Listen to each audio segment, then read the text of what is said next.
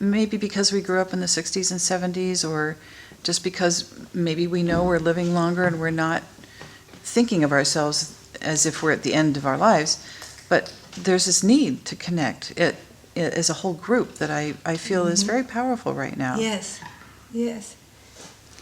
I think the women here would rather be here than anywhere else on the planet.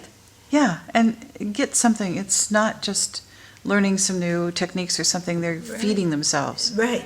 Yeah. Exactly.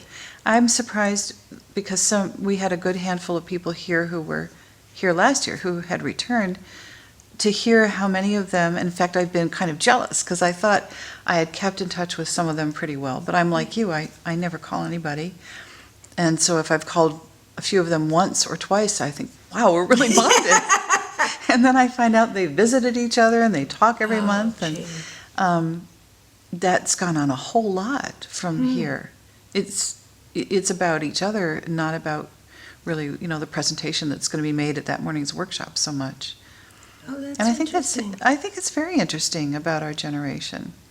And it's possible to keep in touch now. Yes. There was a day when the only way was the dreaded phone call. Right, and then you're kind of trapped. You Yeah, can. yeah.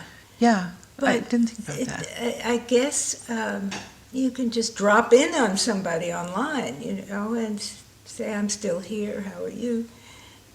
And this kind of, because I'm sure the friendships aren't all in the same area.